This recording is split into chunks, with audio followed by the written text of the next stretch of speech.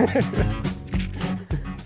everybody, welcome back to another episode of the Old Dodge on Jason Explains Things.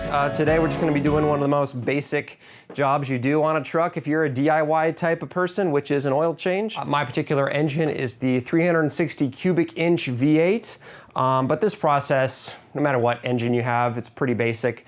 Just a couple little small differences like the filter you use. Okay, so for supplies, we're gonna need 5 quarts of oil. This is 10W30 Castrol GTX. I'm gonna go ahead and use some oil stabilizer, just to kind of be a little bit nice to my old truck. This is totally optional. You can choose to do this or not. It's up to you. Oil filter. This K&N filter is cool because it actually has a little nub on the top there, if you can see, to be able to take it off, put it on and take it off by using just your sockets, which is nice. Again, totally optional, up to you. Also, of course, you're gonna need some standard, not metric, standard sockets, 3/8 wrench, eye protection for when you're going under there. You don't wanna have stuff get stuck in your eyeball.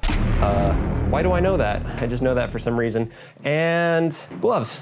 And of course, other stuff like jack stands, wheel chucks, and a drain pan.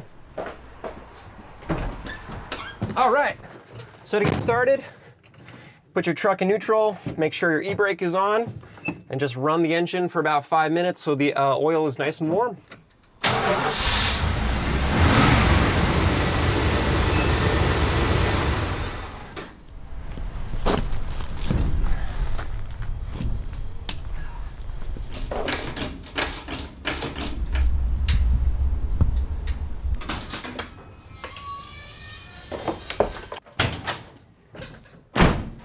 Okay, so got to make sure your truck is, of course, in first gear. Also, the e-brake is on. Pop the pop the hood. And another good thing to do when you're about to drain the oil out is just take off your oil cap. I'll go ahead and set that right here. All right, time to drain the oil. Someday I'm gonna be a distinguished old man and I'm gonna have a lift. Well, until that day happens. All right, so here we are under the truck. Hello. So back towards the back of the engine, here's your drain plug right here, which is a 1/2 inch bolt. It shouldn't be too hard to loosen because you don't want to over tighten these things. Okay, here we go. Cool, that is dirty. Okay, so with our oil obviously drained out, we can go ahead and put the bolt back in. Beautiful shot, right?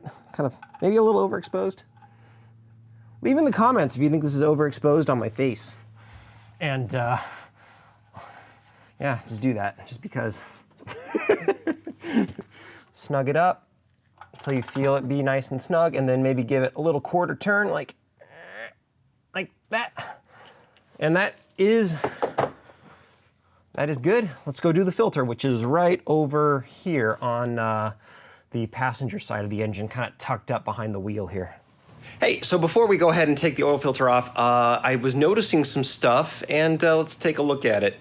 So one of the things you want to do while doing your DIY oil changes and own maintenance is you kind of want to look around for any problems. And actually, I have just replaced this top radiator hose, but I am noticing that it's still, you see a little bit of fluid right there. When I jacked up the car, or the truck, you see that fluid right here, fluid. That kind of came out. So there is some sort of leak happening. I'm not sure where it's coming from. So it looks like it's kind of traveling. It dripped on me. It's traveling from over here down. So I think maybe the top of the radiator is starting to kind of go bad. I mean, this hose looks okay. It's got a little bit of shine to it, but I think that's just oil. I think the top of my radiator might, like the weld might be going bad.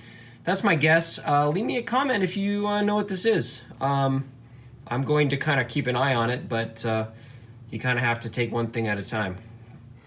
The filter is a screw-on filter that is right there.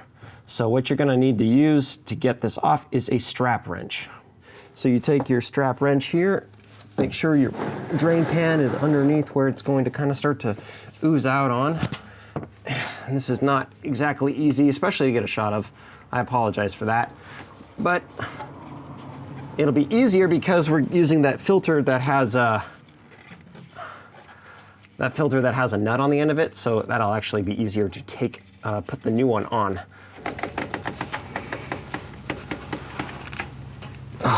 So I've done this oil change before, and what I did wrong is when you take the old one off, you want to use your strap wrench, or your belt wrench, excuse me, to take it off, but you're actually supposed to just, use your hands to put the new one on. So I put this one on too tight. So what I'm actually gonna use is an oil filter wrench specific tool.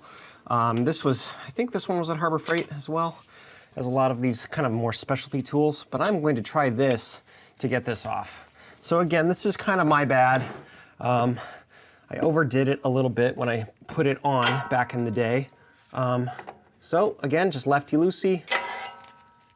Put it in big here. It's starting to come. Here we go. Don't be gross. Don't be gross, internet. You've got a bad reputation about being gross. Here it comes. Here we go. Whoa. There you go. Let's put the new one on. All right, well, there you can see where you're screwing your filter back on. One thing you want to do before you do that is you want to check to make sure there's no residue or anything, which is, it's nice and clean up there, which is fantastic. So all we need to do now is just get our oil filter ready and nicely thread it on there. So getting your new filter ready to be put on is very easy. Just take a little bit of oil residue. Here's your rubber gasket on there. You just want to put a little bit of oil on that gasket. And up she goes. I would get a shot of this if I could, but I just can't. I apologize about that, but I'm threading it on clockwise. And because I made this mistake the last time, I'm not gonna do it again. But again, that K&N filter we have has, I think it's a 1-inch size nub on there to use a socket or a wrench. And I'm going to go ahead and use an adjustable wrench just to give it a quarter turn. So just until it feels nice and snug. So give it a quarter turn here. That feels good. Looks good. It's pretty and white. Let's put the new oil in. We're almost done. Yeah. Okay, it is time to add our oil. So I'm gonna go ahead and use a funnel here just to lessen the chance of a mess. I will add my oil stabilizer stuff first so that can mix in nicely. A guy can dream, specifically about having a lift. Oh. So I'm gonna go, so we have about 1 quart in there now. I'm going to go and try to add about another 4. Oh, it's a total of 5, okay. All right, so that was about 3 quarts, so we have about a total of 4. Let's go ahead and check our level for the first time. Dipstick right here. So it is barely, as you can see there, it's right at the section that says add. We just need to go a little bit farther. That's why I checked. I put about 4 quarts of oil in, and that's when it starts to get full.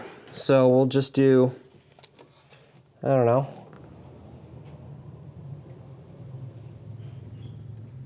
So the bottle says about 1.2 quarts remaining out of 5. So we're getting probably very close to being full.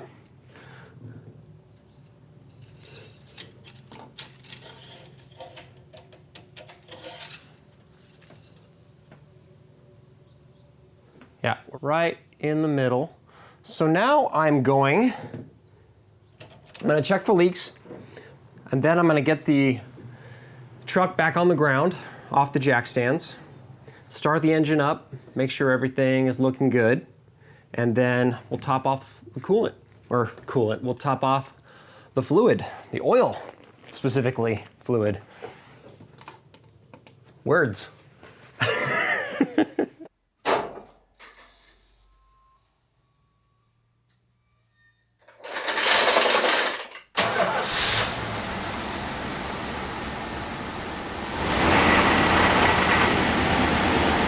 Okay, so we've added exactly 5 quarts of oil, and we are right in the middle where we should be. So that's as simple as it is, everybody. Thank you all for watching. I'll probably leave a comment or something once I figure out what that coolant leak is. That's kind of annoying, but yeah. So that's it, everybody. Thanks for watching so much, and please like and subscribe. And one thing, which is a little bit of a bummer, this will probably be the last video you see in this garage. Why that is and where I'll end up, you'll find out in a future video, but I'm going to miss and not miss this garage. Well, I guess I'll miss it. How much I miss it depends on what the next one looks like. So stay tuned, everybody. Thanks for watching. Catch you later.